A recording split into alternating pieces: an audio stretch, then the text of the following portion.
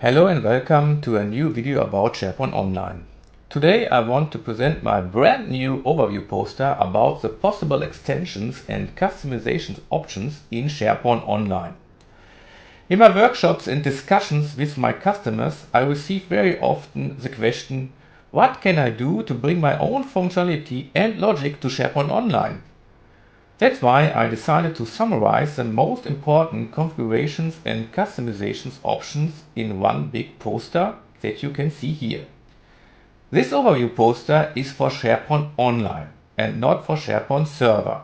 In SharePoint Server you have some more options, for example direct server-side code.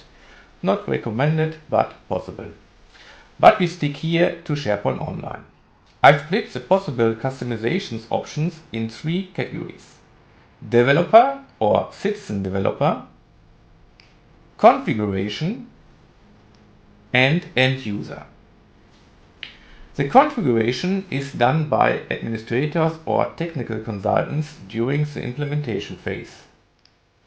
But in reality, a lot of functions that is defined for the end user is also used by developer or citizen developer. For example, the Power Automate can be used by the end user directly, or a developer can build a custom solution with Power Automate and Power Apps.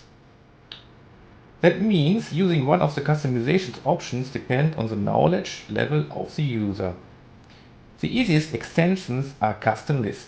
With custom list, an end user or power user can build small applications like an address manager or an invoice tool. Hopefully the overview poster will be helpful. I have prepared an English and German version. You can find the download link in the video description. Is something missing or not understandable, drop me a message.